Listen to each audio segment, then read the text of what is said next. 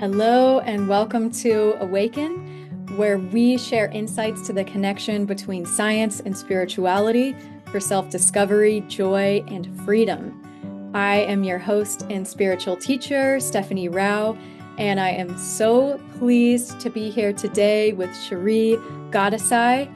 Shiri is a student of spirit and a mother, and she serves as a shamanic psychedelic therapist, creative educator, visionary entrepreneur, and author.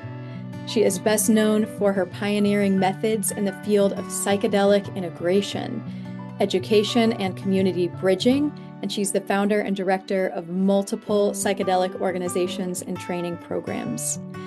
In devotion to amplifying play, connection, and creation, she is passionate about building a decentralized, psychedelic, positive counterculture and empowering people to step into radical authenticity and conscious leadership to co-create a just world. It is such a pleasure to have you here, Shiri. What a powerful bio. Thank you for being here. Thank you for having me. Yay. We're Yeah. live. So, as you heard, Shiri's work really centers on psychedelic integration as a way to reconnect with our innermost selves and cultivate wholeness. So, Shiri, would you be willing to share your personal journey of how you entered into this field? Yes. And I will do this, of course, in Cliff Notes, just simply because we know that our time is in these interviews is fairly limited. So I've been operating in the field for about a decade now, and I've come to this very much like all other people in psychedelic service roles, which is typically we have had a really powerful psychedelic-induced awakening and a transformative healing opportunity where we were opened up to the possibility of being of service to others and understanding that service and love is what makes the world go round, and that we're really all here to walk each other home, like Ram Dass said. And this is very much the same for me.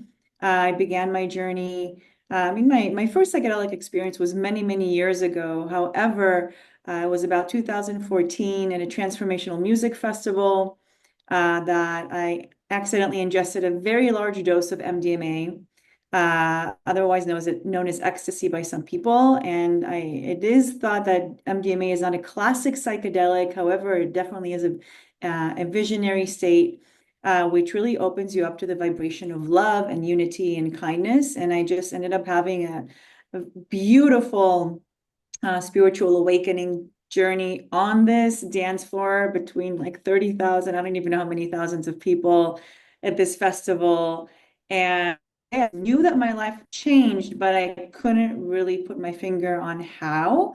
But then within the next 6 months, I literally, the veil was lifted and something was happening, and it no effect. Things just began happening. The right people began changing, began coming into my life, and I began noticing sequences and patterns until exactly 6 months later, to the day from that one journey.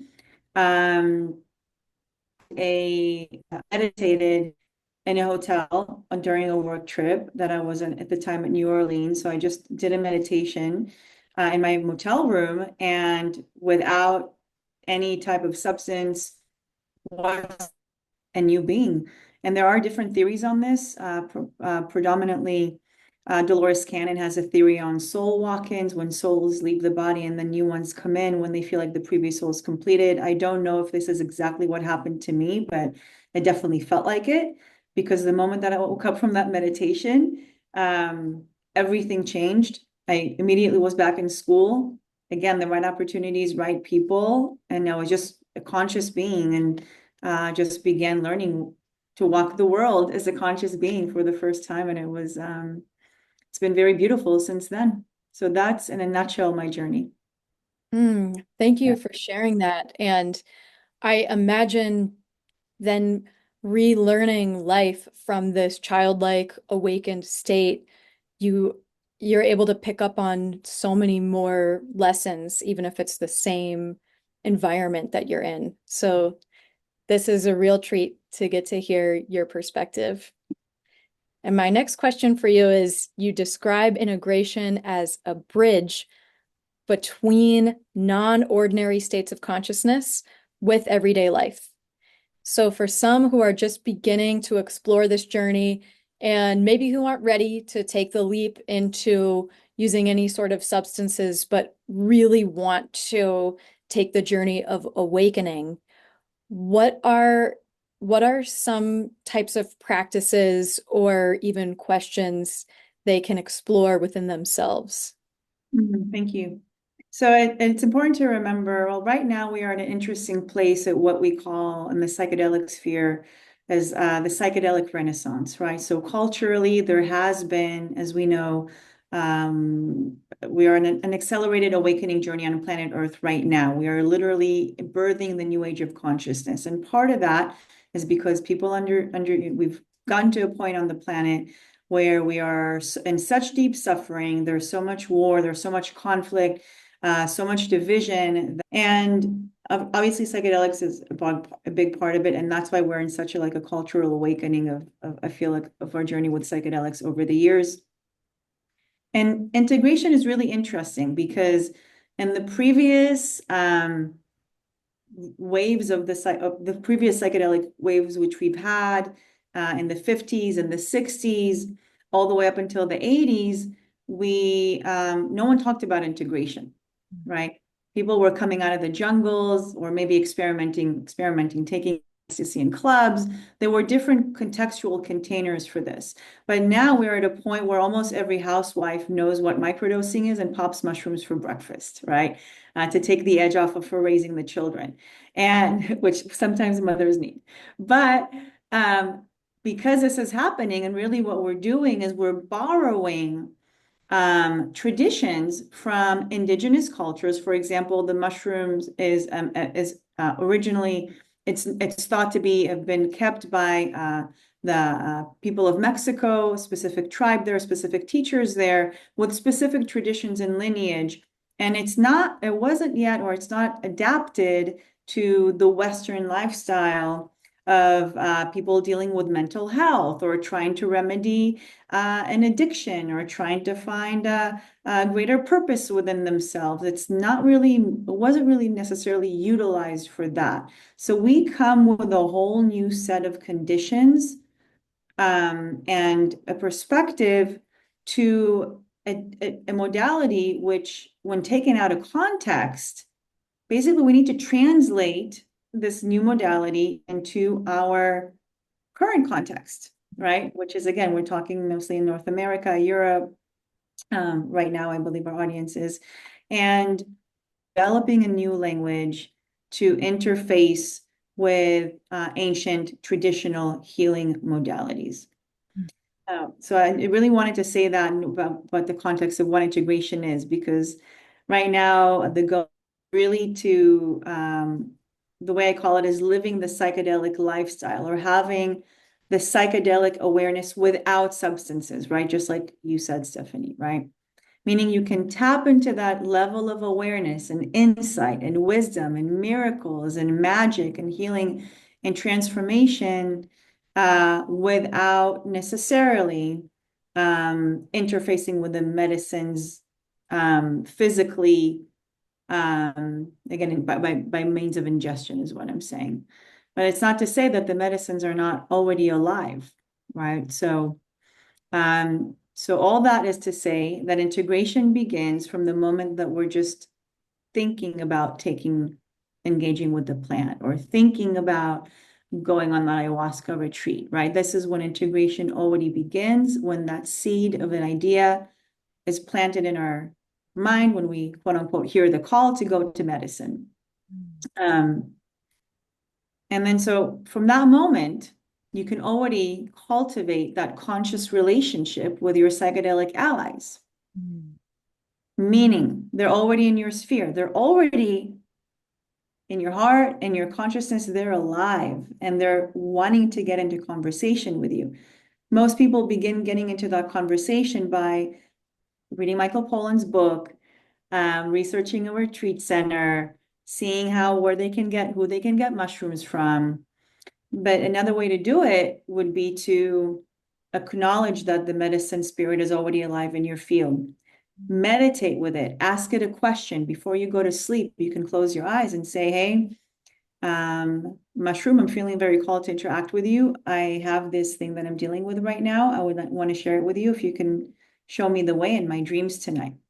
Mm. And you will find that the more that you interact and again get in relationship with the medicines, again with the spirit of the medicines, this is what it's about. It's not less the actual the physical compound, more the channel of consciousness that they tap you into. So you can just adopt that mindset of again getting in dialogue with the medicine spirit in that way, and you literally do not need to eat mushrooms for breakfast. Wow. Wow. So for those, I think that that's going to be a relief for people who are really curious, but are still like, I'm interested and I want that result, but I'm just not ready for that process. And you're saying then the spirit of that medicine is already offering the invitation to engage, and it's possible to go ahead and start just as you are. That's Absolutely. Yeah, absolutely. And then, of course, there are different levels to that, right? And sometimes we do want to proceed maybe with microdosing, which is a whole other discipline where relatively safe, I mean, really very highly safe. Mushrooms, by the way, have one of the highest safety profiles of all compounds known to man. It's impossible to overdose on mushrooms. Of course, there are other psychological effects and risks that we need to work with and can prepare for. But it's a safe compound. So can actually take microdosing in a safe and effective way. Of course, there are again protocols and ways to do things right. But yeah, so you can begin the relationship with a dialogue or microdose or continue progressing with your doses in different contexts, etc. fabulous. Oh, thank you for that. So building on that, you have spoken about integrating lessons from altered states of consciousness that can really help us navigate fear, doubt, and uncertainty.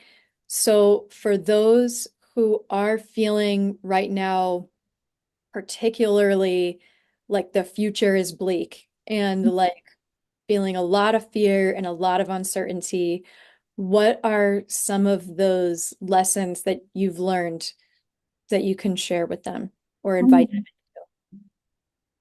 Thank you for that. This is such a timely question. At the moment when this interview is being recorded, we are in such a deep transition right now, right? And well, of course, there are many tools of dealing with fear. There are many teachers, and by the way, integration is again, it's a modern day interpretation, cultural interpretation for ancient wisdom, and it's really important to remember that, right? Everything that is shared right now in this space, including my teachings, which many of them I can say, okay, I've originated many of the things that come out of my mouth and the tools and the techniques. It's all through field work, and at the same time, all of my field work lays upon the shoulders of people that came before me and other traditions. And I'm heavily influenced by Jungian psychology and Buddhist traditions, especially. And a lot of these methods have been developed from those containers. So all that to say is that number one, we have a lot of tools in the world, luckily, to have to deal with these changing times. Mhm. And psychedelics can be one of those tools. And some of the lessons that I have learned, and of course, they're kind of universal, I think, all across the board for people who come to the medicines is number one, we learn, well, let me rephrase that. The greatest gift that they can give us is that they take us outside of ourselves, right? It's a transpersonal experience. Transpersonal literally means beyond the self. So with the aid of the psychedelic compound, whether it's psilocybin, LSD, cannabis, ayahuasca, San Pedro, any other compound, right, that we can think of, whether synthetic or plant-based, which, by the way, I think there's a lot of bias against the synthetic ones. I just want to say right here and now that they all have their pros and cons, okay? You can't pick a favorite child. They're all great for what they are. And they do share a lot of, again, corresponding, like similar lessons. And again, want to open us up to the greater possibilities that rely outside of our own limitations, that lay outside of our own limitations, which means infinite possibilities in the world, which means that nothing that we're going through is about us. Hmm. I'm going to say that again. Everything that's happening in the world right now is not about us. It's not happening to us. It's happening and we're in it. Mhm. I kind of like to see it like as a big commedia dell'arte, right? There's a huge play right now, and there are definitely like main characters and supporting characters, and there's the audience, and there's the operating people, there's the people behind the stage, and literally every single person on the planet is in one of these roles. Mm. So is the play happening for us, or are we just all participating in something bigger? So that is actually one big lesson, is that there are bigger things that are happening that don't have to do with us. And because they're so big, that actually can be very comforting. Like I'm literally this one tiny dot in the middle of the galaxy worrying about like paying my taxes, while like, there's I don't know, there's a star like being blown like somewhere in the galaxy, something like that, right? So perspective is what it provides, number one. Another really big lesson is that we are literally, well, I'm going to speak specifically to your question because we talked about like turbulence and fear, and a lot of people are wondering about like good and evil. Why is so much evil happening right now? How could it happen? Where is God? Where is source? And by the way, God is another one of those um, the issue of, or the concept of God is something that comes up heavily in psychedelic states, is who is God? What is God? What is God to you? Is there a God? If we remove all of your religious conditioning that you grew up into, and what is how does God manifest through you, even though you're completely non-denominational, anti-religion, right? So it really reframes our relationship with God, or a greater spirit, a greater being, and helps us see that actually we are all representations of that bigger force, which is really another name for creation. And that takes us out of victim mode, Mhm. and that duality mode of there's me and there's God, which is like a very like religious programming type of thing, versus actually it's all non-dual, it's all one, it's all source. You are God and you're a representation of it. Hmm. Wow. When you're in that state of mind, you're like, okay, I'm not a victim to anything. I get to create anything I want, just like God, because I'm creating for God, in the name of God, and face of God. So what does God want to be today through me?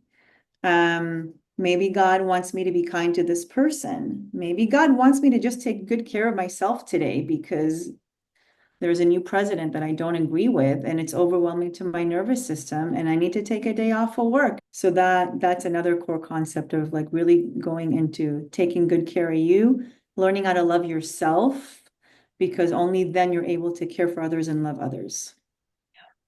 So these are some core lessons and insights that I feel are very helpful right now in these very fearful times.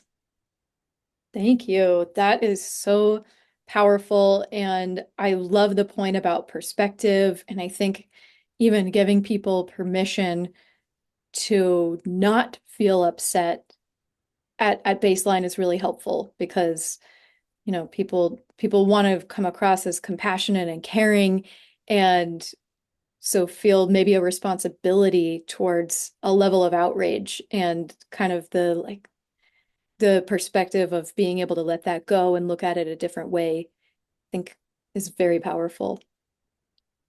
So, Cherie, would you be willing to walk us through an exercise that our audience members can experience right now where they can meet their unconscious and integrate any truth that comes out? Yes, but it's a doozy. I have to warn you. Okay, this is Okay, not okay, this is you've been not warned. the faint of heart, okay? Okay.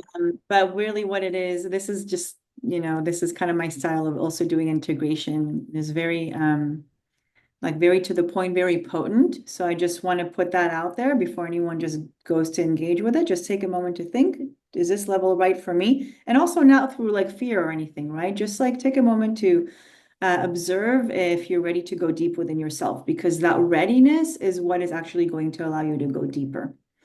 And of course, practice self-honor. If it doesn't feel good, then it's all good. Step away and find something that does work for you. So this exercise is something that I love to do with my clients. It's one of my signature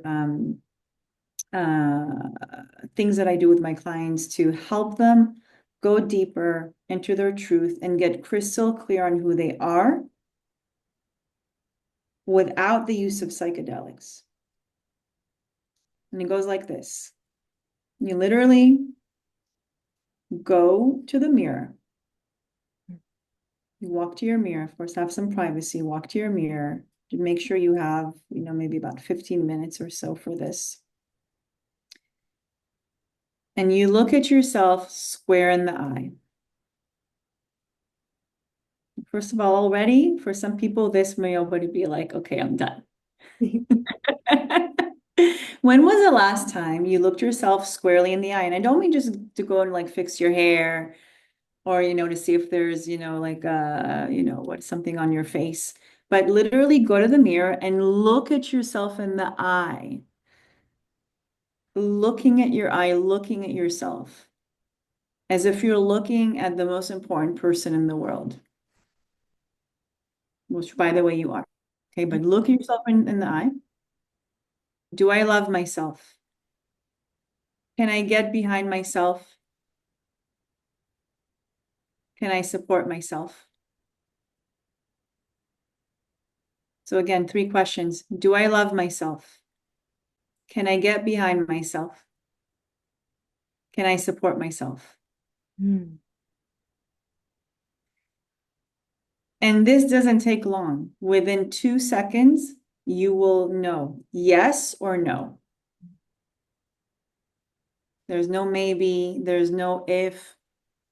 You cannot literally cheat your way out of this. Okay. It's like you're going to know immediately what the answer is. And for a lot of people, including myself, of course, at a certain point, I went through this exercise a couple of years ago, and it was really difficult. Yeah.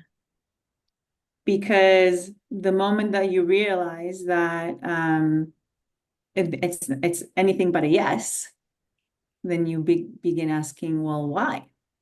And you begin making the list, right? Okay, you ask yourself, okay, if it's not a yes, then why not? What's in the way?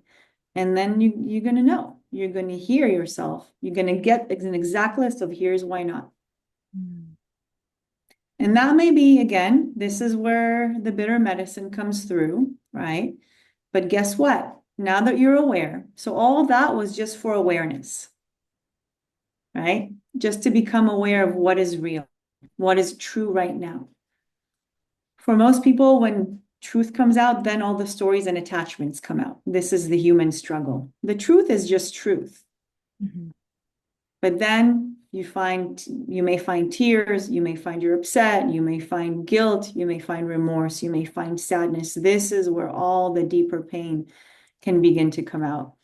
And then you have your information, right? Once you have to go through the emotions, you wipe your tears. So you acknowledge that is true. Now you can take action. You can get to work. You can decide, okay, I have like these 3 things that I see are getting in my way of loving myself and backing myself up as a human being. I'm going to do something to change this. And then, of course, you find and modify, find the habits, find the people, find the programs, find the willpower, find the discipline to reprogram this issue until it's done, until you change your behavior. And then you've integrated that truth into your life. So again, it's a 3-step process to summarize: awareness through the questions, acknowledgement through just meeting whatever emotions come up, and then action. Again, you get to choose now what to do with this information. And you can do this every few months and see what happens. And it does obviously get easier every time until one day you're going to look at yourself in the mirror. Yes. Do I love myself? Do I support myself? Can I get behind myself? And you're gonna be like, Mm-hmm. and it's that moment is a treat for sure. Awesome. And that's the real journey, is self-love as the beginning of then finding love outside of us, but finding love within is this pathway to service and to loving all parts of life and vice versa. So what a powerful exercise. Thank you for sharing that with us, Shiri. And for those, I imagine listeners are really grateful and intrigued by what you're sharing and may want to stay connected with you. And they can do so with a gift that you are generously offering, that is the Psyched Soul Integration Resource Bundle. Do you want to tell listeners what to expect from that? Yeah, absolutely. So it's basically like it is. It's a bundle of a number of resources that I put together myself that I find are very helpful in the integration journey. There are guides in there to help you, first of all, ask yourself some questions to see how prepared you are for ceremony, if this method is even right for you. There's an acute preparation guide, how to integrate after ceremony. There's a playlist. There's a list of my favorite books, probably and recorded meditation. So just a whole bunch of fun stuff, some integration toys to help you get on your journey and to help you feel well nourished, and also like intentional about your journey with psychedelics and plant medicine. So I hope you all enjoy, and it's available with the link, I think, what we shared with you. Thank Um, you. yeah. I'll definitely be checking it out myself. So thank you for sharing that. And how can people stay in touch with you? Yeah, absolutely. So you can look me up on my websites, the psychedsoul.com or psychedelicintegrationcoach.com. I'm not too much on social media these days, but you'll probably find my accounts if you look for them, the.psych.soul, and also the same on Facebook, the Psyched Soul. Fantastic. Well, thank you again, Cherie. So wonderful getting to spend time with you. Thanks for all that you're sharing. And on behalf of the audience members, thank you as well for these generous gifts. Thank you so much for having me. This has been such a lovely conversation, and I wish you all the best. Thank you for tuning in to this amazing interview as part of our Awaken series. I hope you found value. Check out the rest of the interviews on Awaken. Keep tuning in, and please subscribe to Paradigm Expansions to stay in touch, where we are doing more events like this, and we are all about dropping in to your heart, to your true self, to really, truly love your life. Thank you for joining. See you on the next video.